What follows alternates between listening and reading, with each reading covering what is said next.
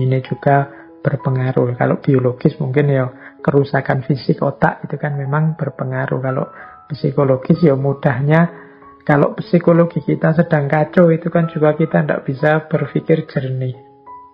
Kita sedang sangat bingung, kita sedang sangat tersiksa, kita sedang situasi-situasi yang traumatik misalnya juga menghalangi, membatasi kejernihan berpikir kita.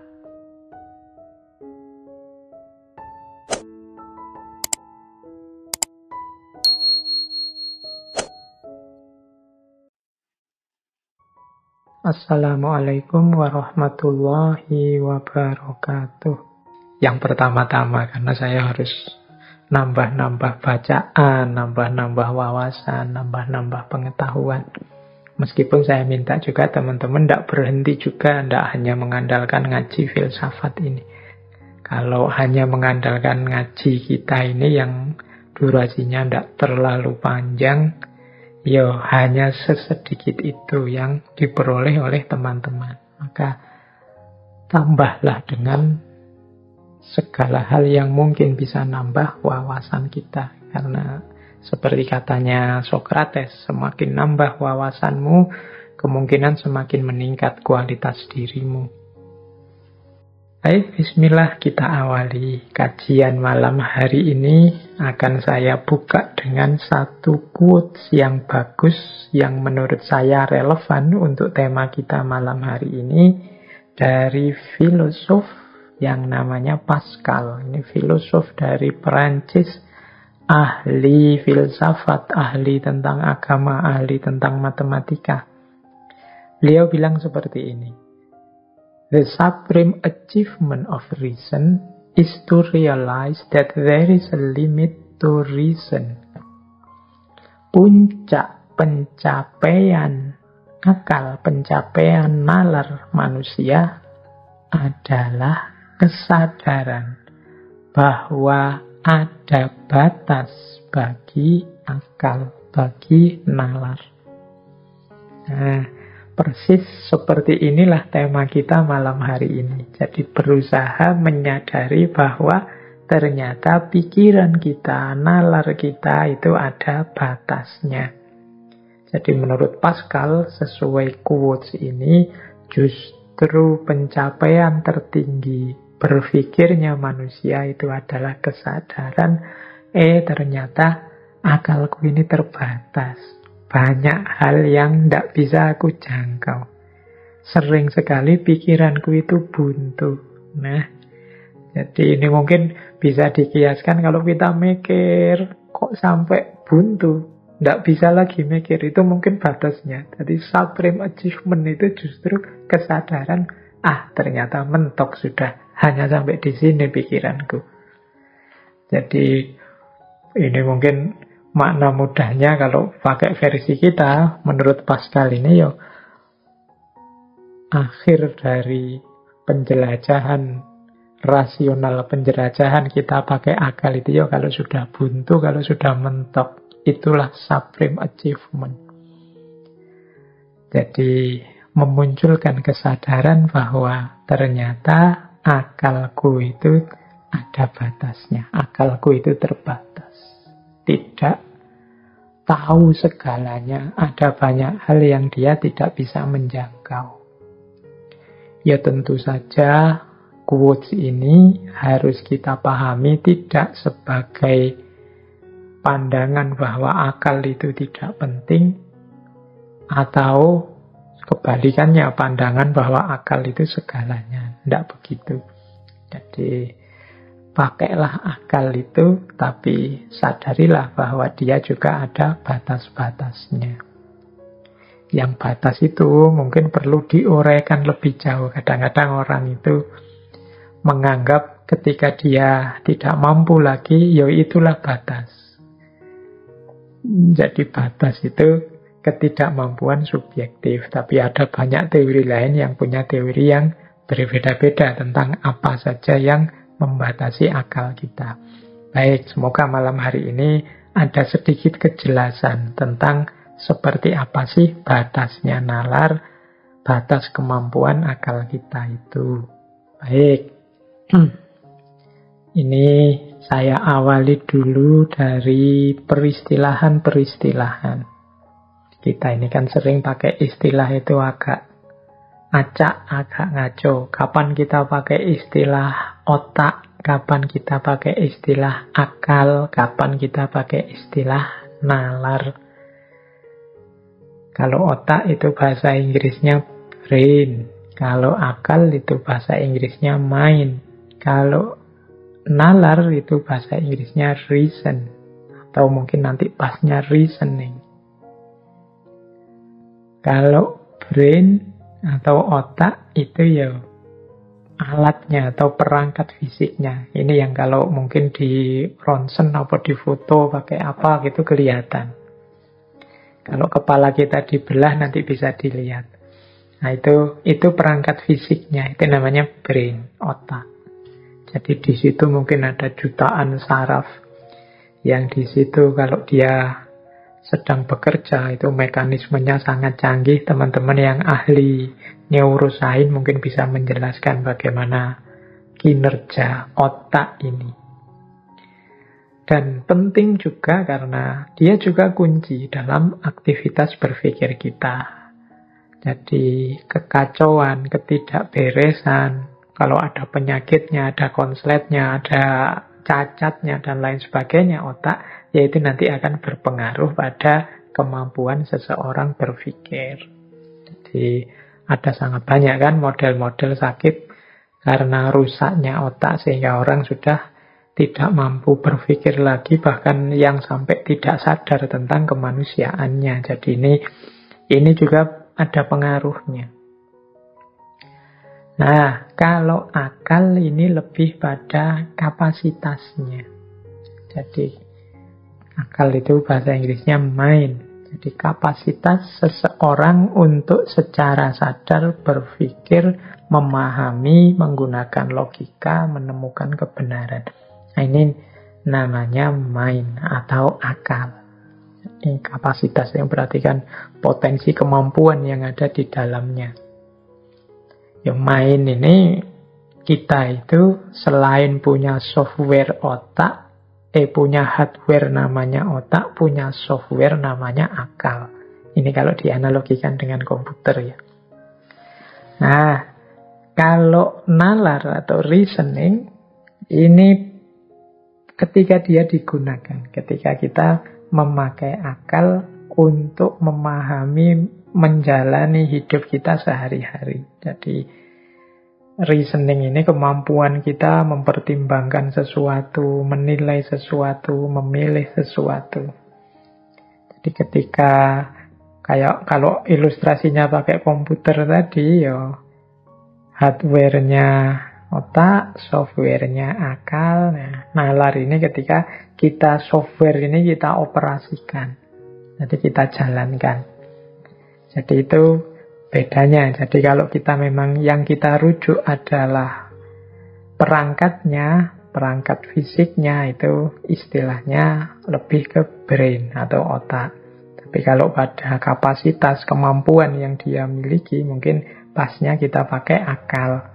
Sementara proses penggunaannya, kemudian bagaimana cara dia memakai dengan mempertimbangkan, menilai, milih, dan lain sebagainya, itu mungkin pasnya kita pakai nalar.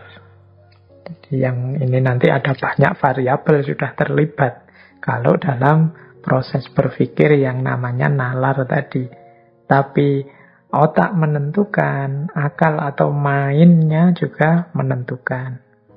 Ya kalau akal atau main itu kan kadang-kadang ada orang yang kapasitas berpikirnya dalam tanda petik ya rendah, ada yang canggih sekali, cepat sekali, ada mungkin softwarenya sudah versi berapa. Sehingga ketika dipakai untuk menalar jadi luar biasa. Meskipun mungkin brainnya itu kalau dilihat dari luar ya sama-sama sehatnya. Jadi ini peristilahan untuk mengklarifikasi saja. Mungkin teman-teman biar paham bedanya brain, mind, dan reason. Baik, sekarang kita awali pembahasan kita tentang batas nalar dari buku yang terjemahannya memang judulnya Batas Nalar. Yang judul aslinya Within Reason. Yang nulis Donald B. Carney. Jadi dalam buku Within Reason itu dijelaskan bahwa memang nalar kita, cara berpikir kita itu tidak segalanya. Meskipun tetap bukan berarti dia tidak penting. Jadi di buku itu dijelaskan begini. Terhadap akal dan nalar kita harus punya kesadaran ganda. Yang pertama adalah kesadaran tentang pentingnya akal, pentingnya nalar, dan yang kedua adalah kesadaran bahwa nalar itu punya batasnya sendiri. Jadi ini namanya kesadaran ganda. Berarti yang pertama, kita jangan jadi orang yang anti akal, anti berpikir, anti nalar. Justru di antara hakikat kemanusiaan kita itu kan adanya di akal dan kemampuan berpikir. Maka kelompok-kelompok kalau ada loh ya, yang anti dengan nalar, anti dengan akal, ini dalam buku itu disebut ya kelompok yang keliru dalam memahami peran dan fungsinya nalar. Bahkan orang yang tidak mau pakai nalar pun sebenarnya mungkin dia punya argumen-argumen rasional tertentu terhadap pendiriannya. Jadi yang pertama itu, meskipun begitu, kita harus sadar batas kemampuan kita dalam berpikir dan sejauh mana akal atau nalar kita itu bisa berperan. Mari kita lihat ya, mungkin uraian satu kalimat dari buku itu yang saya potong ini mungkin menarik. Kata Donald B. Carney, nalar itu adalah produk biologis, sekedar sarana yang menurut kodratnya terbatas. Nalar meningkatkan mutu cara kita melakukan sesuatu. Tetapi nalar tidak mengubah aspek bagaimana kita melakukannya. Nalar telah melahirkan pengetahuan yang membuat kita keliling dunia kurang dari 2 hari. Namun maksud dan alasan perjalanan keliling dunia itu mungkin sama dengan leluhur kita dulu. Mungkin karena perang, karena berniaga, penaklukan, penyebaran agama, dan lain-lain.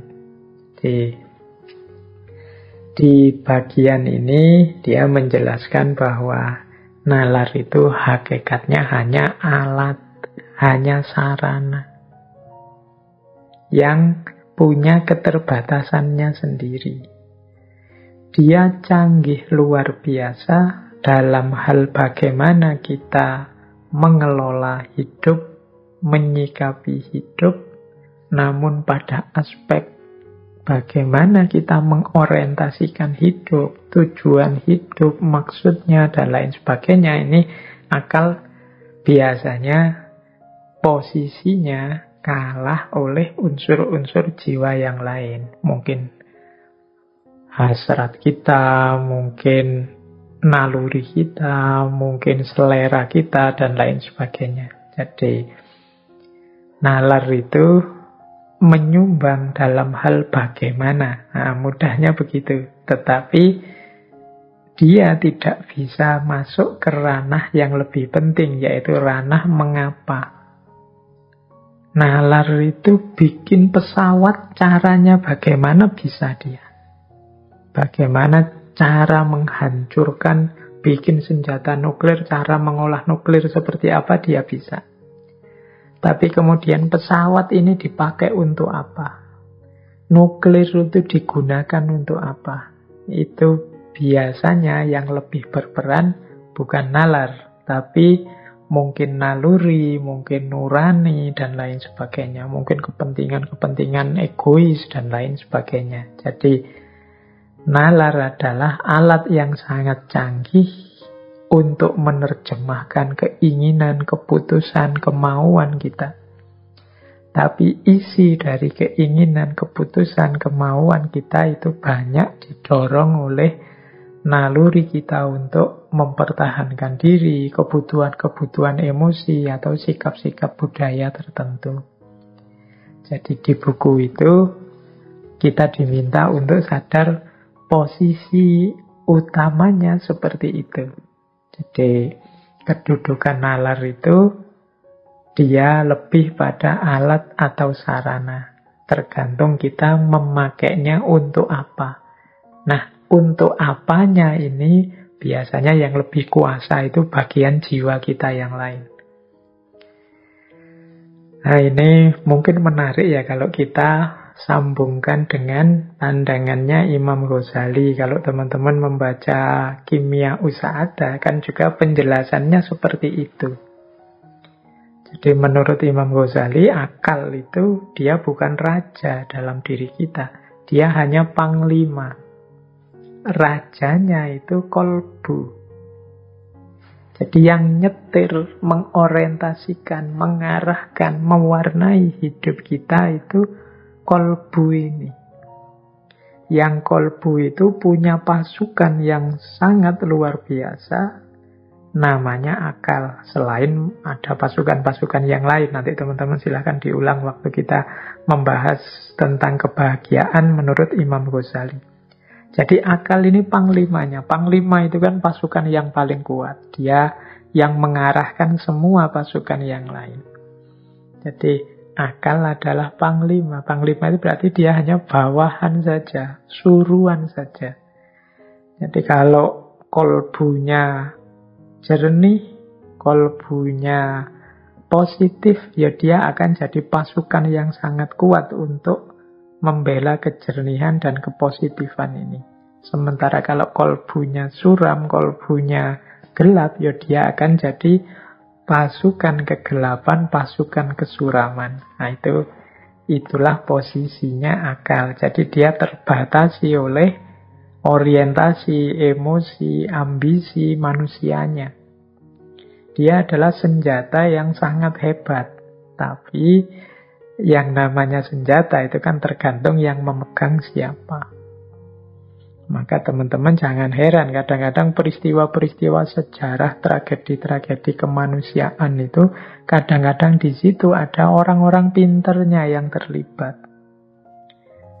Seperti kalau di buku Batas Nalar tadi di awal dijelaskan bagaimana misalnya peristiwa Nazi dengan Holocaustnya, pembantaian besar-besarannya. Itu di situ juga ternyata banyak filosof-filosof Jerman yang mungkin teman-teman kagum dengan pikiran-pikirannya, ternyata juga dia orientasi hidupnya mendukung gerakan Nazi tersebut. Itu kan kita loh. Harusnya kalau pakai akal sehat kan tidak suka kekerasan, tidak memilih tidak memilih sesuatu yang merusak kemanusiaan dan lain sebagainya. Kalau pakai akal sehat, tapi akal sehat itu dia hanya pasukan. Tergantung manusianya yang mengarahkan. Jadi kadang-kadang kalau dia orang jahat, ya maka akal ini dipakai untuk memuluskan kejahatannya. Mungkin dia bikin trik-trik, strategi-strategi biar tidak ketahuan jadi kejahatan yang sempurna, atau dia melakukan rekayasa-rekayasa sehingga yang semula buruk dia carikan argumen biar jadi benar. Nah, jadi maka ternyata kuncinya diri itu tidak pada akal, meskipun dia sangat penting. Orang tidak boleh tidak pakai akal ya. Kalau itu kayak seperti analoginya Imam Ghazali tadi, berarti orang yang tidak pakai akal itu ya kayak kerajaan, ada rajanya tapi dia tidak punya panglima perang. Dia tidak tangguh, tidak kuat, mudah kalah. Demikian juga orang yang anti nalar, anti akal, tidak mau menggunakan akalnya untuk hidup. Yo akhirnya kita kalah, wong tidak punya panglima. Jadi yang lain mengembangkan sains dan teknologi, menguasai peradaban, kita agak malu-malu, ragu-ragu mendayagunakan akal kita, ya akhirnya kita kalah, akhirnya kita didominasi. mungkin juga dijajah secara tidak sadar oleh mereka yang lebih duluan mengembangkan peradabannya dengan akal budi, meskipun akal itu hanya panglima. Jadi orientasi ganda tadi maksudnya akal itu penting, dia sangat canggih, dia pasukan kekuatan yang sangat luar biasa, tapi dia hanya panglima, bukan rajanya. Yang memutuskan orientasi hidup kemana, arah hidup ini kemana, tidak hanya akal saja. Makanya dulu ketika kita belajar tentang kritiknya Syed Hussein Nasr pada peradaban modern, kekeliruannya modernisme adalah melihat satu-satunya alat intelijensi manusia itu adalah akal. Melupakan ada banyak perangkat intelijensi manusia yang lain selain akal. Ada naluri, ada nurani, ada intuisi, ada ambisi, ada hasrat, ada selera. Ini semua berpengaruh dalam pengambilan keputusan manusia, tidak hanya akal. Jadi yang pertama, kalau ada yang tanya, batas nalar itu di mana? Setidaknya akal atau nalar itu dia berposisi sebagai sarana atau alat saja, meskipun sangat penting. Dia tidak menguasai orientasi, tidak menguasai kemudi atau kendali, meskipun mungkin bisa memberikan pertimbangan-pertimbangan. Pengambil keputusannya tetap rajanya. Kalau pakai Imam Ghazali tadi berarti kolbunya atau bagian jiwa yang lain. Yang itu mungkin nalurinya, mungkin nuraninya, mungkin intuisinya, dan lain sebagainya. Jadi ini pemahaman pertama kita untuk membawa pada kesadaran bahwa nalar kita itu terbatas. Jadi ini ditegaskan oleh satu quotes dari Herbert Simon. Nalar adalah alat belaka. Nalar tidak dapat menentukan tujuan hidup kita. Paling jauh, ia hanya dapat memberitahu kita bagaimana caranya sampai ke sana. Nalar adalah senjata sewaan. Wah, ini istilahnya agak sinis ini ya. Senjata sewaan yang bisa kita gunakan untuk mencapai tujuan apa saja, baik atau buruk. Ya berarti kalau pakai logika dua standar tadi, nalar itu jangan didewakan, tapi juga jangan dianggap segalanya. Dia sangat penting sih. Hampir semua sisi hidup kita membutuhkan pertimbangan-pertimbangan jernih dari akal sehat, dari nalar. Tapi betapapun dia hanya alat kita. Dia tidak dapat menentukan. Kalau memberi pertimbangan, ya paling jauh seperti kata Simon tadi, dia dapat memberitahu kita caranya untuk sampai ke sana. Dia seperti senjata yang bisa kita gunakan untuk mencapai tujuan apa saja, baik atau buruk. Makanya kita harus hati-hati. Karena orang pinter itu kalau jahat, tambah bahaya dia. Karena dia punya pasukan yang sangat kuat, yaitu akalnya untuk mendukung kejahatannya.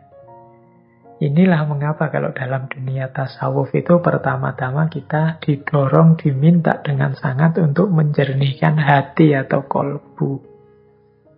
Biar corak hidup kita itu corak yang positif, yang terang, yang jernih. Sehingga alat-alat yang dititipkan oleh Allah pada kita seperti akal tadi, dia menjadi senjata kuat untuk membela yang positif, yang jernih, yang benar.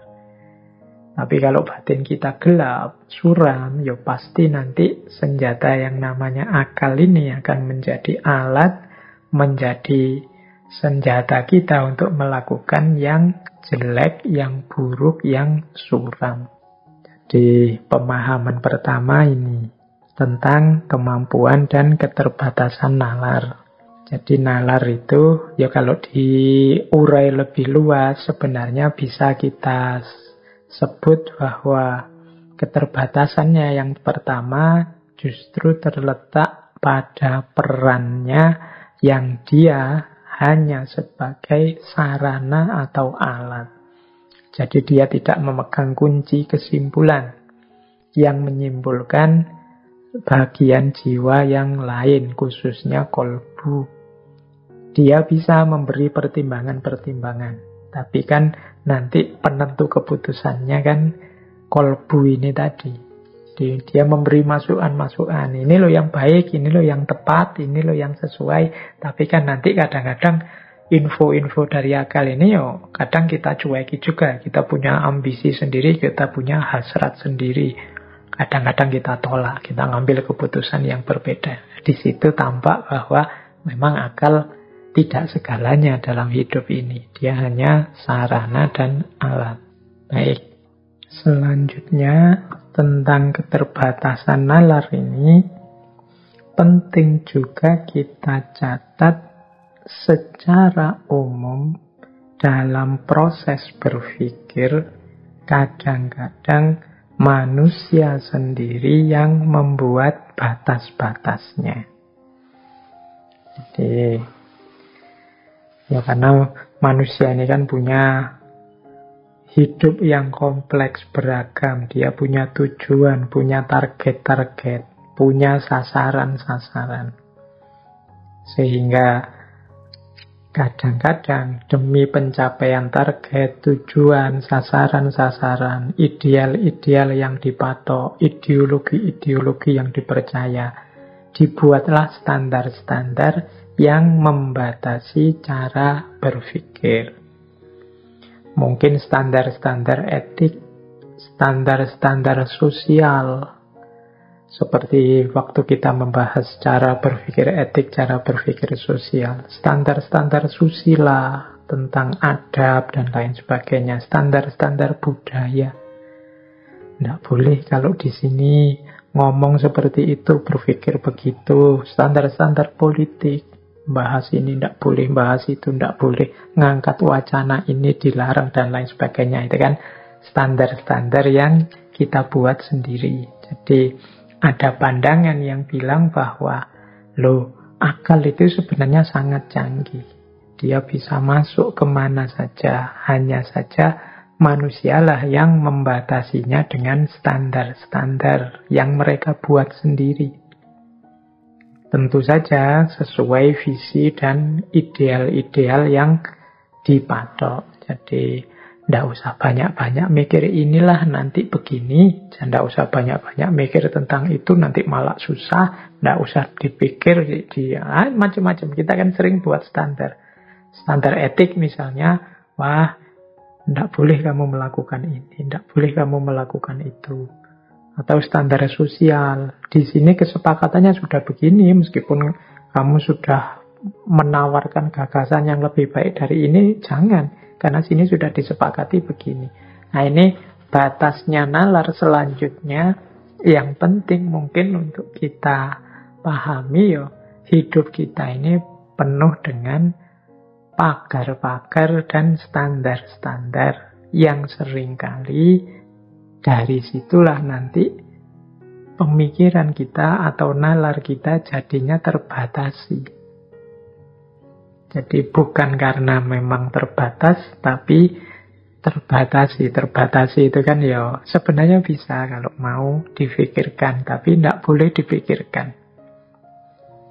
Nah, banyak dalam norma-norma sosial, budaya, misalnya kadang-kadang kita dilarang mikir yang begini-begitu, dilarang membayangkan ini itu, dilarang. Nah, ini juga sering terjadi. Jadi standar-standar, makanya kadang-kadang untuk kepentingan-kepentingan tertentu kajian seperti ini dilarang, tema-tema ini jangan dibahas, yang seperti itu jangan dilanjutkan analisisnya dan lain sebagainya. Jadi ini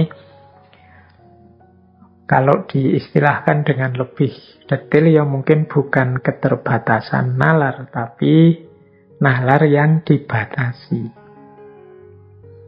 Tidak salah sebenarnya, wong manusia itu kan punya ideal hidupnya sendiri-sendiri.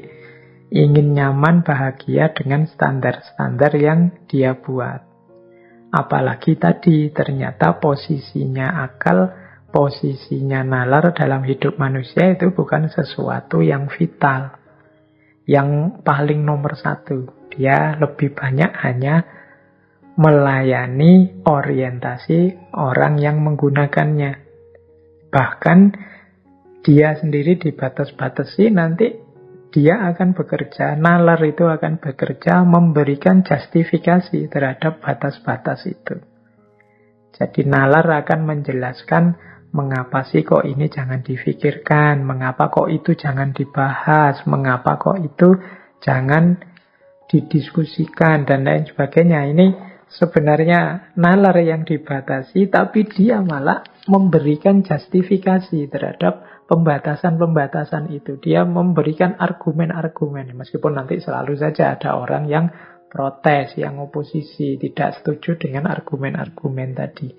Ya yang tidak setuju dengan argumennya sendiri, dengan nalarnya sendiri. Yang setuju juga punya argumen dengan nalarnya sendiri. Disitulah istimewanya nalar sekaligus keterbatasannya nalar. Kan banyak ya teman-teman mendengarkan cerita-cerita bagaimana diskusi ini itu dilarang. Tidak hanya masa kini, masa lalu juga banyak. Larangan-larangan memikirkan ini, memikirkan itu. Eksekusi-eksekusi karena ada orang melanggar. Tidak boleh berpikir tentang ini kok malah difikirkan, malah dan lain sebagainya. Nah ini yang saya maksud, standar-standar yang kita buat sendiri untuk membatasi nalar. Baik itu standar yang sifatnya etik, sosial, susila, budaya, politik, dan lain sebagainya. Ini tidak bisa kemudian disimpulkan, kalau begitu bisa enggak Pak, standar-standar itu kita singkirkan saja semua. Biar akal kita ini bebas tanpa batas-batas. Kemungkinan kalau kita akan buang semua standar, akal kita bebaskan sebebas-bebasnya, pada akhirnya ya kita akan membuat standar-standar versi kita sendiri. Jadi ketika kita lari dari satu standar, biasanya pada akhirnya ya kita membuat standar kita sendiri. Karena memang karakternya nalar, karakternya reason atau akal itu dia hanya lebih banyak melayani, tidak memutuskan. Nah, standar-standar ini kan sesuatu yang kita buat untuk mengorientasikan hidup kita sesuai ideal-ideal yang kita inginkan. Dan akal, nalar akan hadir melayaninya. Jadi, maka penting sebenarnya dalam situasi seperti ini adalah kesadaran kita.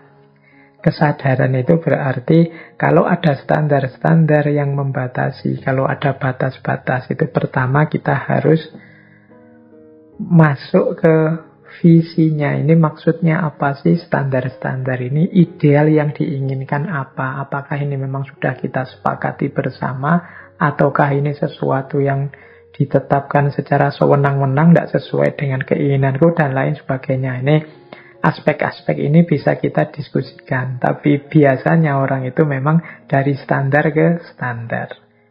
Jadi dari indikator ke indikator. Kalau dulu yang dianggap baik ini dengan standar ini. Kalau sekarang yang dianggap baik ini karena mengkritik yang dulu, maka sekarang ada standar baru. Karena manusia akan sulit kalau hidup tanpa standar. Apa-apa mau dipikirkan sendiri detail dari awal itu tidak mungkin. Hidup ini kan logikanya continuity engine. Kita melanjutkan yang lama sambil melahirkan yang baru, mungkin dengan sedikit-sedikit revisi, pengembangan dari yang lama. Nah baik, jadi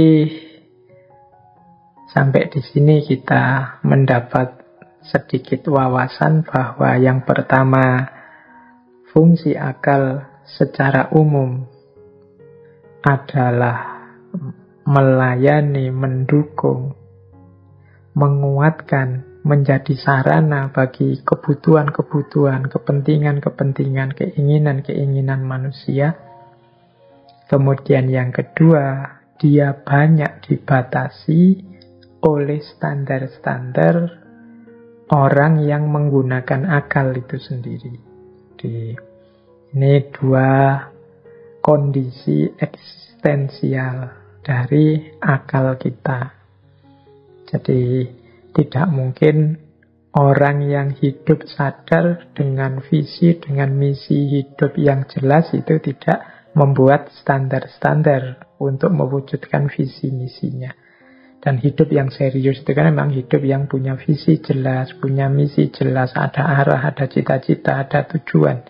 Yang sebagai konsekuensinya kemudian dibuatlah pagar-pagar, dibuatlah strategi-strategi, termasuk standar-standar yang kadang-kadang memang menghalangi cara berpikir kita, menghalangi nalar kita. Baik, yang kedua itu. Yang ketiga sekarang kita membahas batas nalar selanjutnya. Yang ketiga batas nalar itu ada pada perkembangan kognitif manusia itu sendiri. Ini sebenarnya bisa secara biologi maupun secara psikologi. Kalau secara biologi ya mungkin yang ahli neurosains bisa menjelaskan ini. Jadi yang ahli neurosains itu kan bisa menjelaskan ada hormon ini, hormon itu, dan lain sebagainya dalam diri manusia, termasuk bagian akal yang mana, cirinya apa, bagian otak yang mana, karakternya apa, mendukung, berpikir apa, dan lain sebagainya. Ahli-ahli neurosains bisa menjelaskan. Kalau saya menjelaskan nanti dianggap masuk ke wilayah yang bukan wilayahnya. Jadi nalar juga terbatasi dari aspek otak tadi secara biologis. Ada efeknya juga dalam kemampuan berpikir. Nah, ini yang saya bawa yang aspek psikologis, karena dulu pernah kita sebentar membahas ini ketika membahas tentang kepribadian. Jadi perkembangan kognitif secara psikologis. Ini juga membatasi cara orang berpikir. Ternyata kemampuan berpikir itu juga berkembang. Jadi ada perkembangannya, ada level-levelnya yang kadang-kadang orang-orang tertentu mengalami lambat tumbuh kembangnya atau sampai dewasa tidak canggih cara menggunakan daya kognisinya. Jadi ini teori perkembangan kognitif yang berasal dari seorang psikolog namanya Yang Piaget. Ini untuk ilustrasi saja. Ini sebenarnya ini menjelaskan bahwa nalar juga bisa terbatasi oleh perkembangan biologis maupun perkembangan psikologis. Nah, yang biologis ya nanti bisa ditanyakan ke ahli-ahli neurosains. Yang psikologis contohnya ini. Jadi bagaimana manusia itu juga secara kognitif bukan kok langsung jadi full bisa berpikir mendalam, reflektif, kontemplatif, tidak begitu. Kognisi juga, otak kita juga mengalami perkembangan-perkembangan yang dimulai sejak lahir. Nanti di teori perkembangannya Yang Piaget ini ada 4 fase perkembangan kognitif. Jadi berarti kemampuan berpikir manusia itu berkembang step by step, tidak langsung full penuh. Yang pertama usia 0 sampai 2 tahun. Ini disebut periode sensorik motorik. Ini kemampuan mengorganisasikan kenyataan sehubungan dengan kemampuan indera dan motorik. Jadi ini kemampuan menggunakan panca indera anggota tubuhnya. Nanti baru di usia 2-7 tahun namanya fase preoperasional. Nah, di sini mulai kenal dirinya, mulai bisa membedakan antara dirinya dengan yang lain. mulai muncul egosentrisme, pemikiran tentang aku, dan mulai bisa berpikir simbolik. Kalau aku melakukan ini, nanti dapat ini. Kalau aku melakukan itu, nanti dapat itu. Itu usia pre-operasional. Nah, usia 7 sampai 12 ini sudah mulai bisa berpikir realistis, konkret, memahami lingkungan sekelilingnya. Memahami dia tidak hidup sendiri loh, ada orang lain, mulai pinter berteman dan lain sebagainya. Ini fase konkret operasional. Dan nanti puncaknya usia 12 tahun ke atas, mampu berpikir abstrak, logis, self-reflection, sudah ngerti tanggung jawab, mulai sadar kepentingan dirinya dan juga kepentingan masyarakatnya, mampu mengekspresikan ide-idenya lewat bahasa dan lain sebagainya. Di atas 12 ini sudah dianggap dewasa, berarti kemampuan kognitifnya sudah penuh, tinggal diasah dan didaya gunakan terus-menerus. Nah, ini salah satu contoh. Ternyata otak kita yang berhubungan dengan pikiran dan nalar itu juga tidak sesuatu yang jadi begitu saja lengkap dan canggih. Ada banyak variabel-variabel biologis dan psikologis yang terlibat. Ini juga mungkin bisa mempengaruhi ciri cacat tertentu pada otak misalnya, atau pengalaman-pengalaman traumatik psikologis tertentu. Itu juga berpengaruh dalam pola dan cara kita berpikir. Jadi ini batas yang kesekian, ketiga tentang batas nalar. Jadi yang tadi, yang awal itu bagaimana nalar itu, dia hanya sarana, hanya alat. Dia terbatas pada ihwal bagaimana, bukan ihwal mengapa. Kemudian yang kedua, dia terbatas oleh standar-standar, oleh pagar-pagar yang dibuat oleh orang, baik itu yang bersifat etik, sosial, susila, budaya, demi ideal-ideal yang diinginkan oleh manusia. Nah, itu yang membatasi. Dan yang ketiga, kondisi biologis dan psikologisnya. Ini juga berpengaruh. Kalau biologis mungkin ya kerusakan fisik otak itu kan memang berpengaruh. Kalau psikologis ya mudahnya, kalau psikologi kita sedang kacau itu kan juga kita tidak bisa berpikir jernih. Kita sedang sangat bingung, kita sedang sangat tersiksa, kita sedang situasi-situasi yang traumatik misalnya juga menghalangi, membatasi kejernihan berpikir kita. Jadi kadang-kadang marah saja kita tidak jernih berpikir. Kadang-kadang capek luar biasa juga kita tidak jernih berpikir. Ternyata batas itu juga berpengaruh dalam kemampuan berpikir jernihnya seseorang.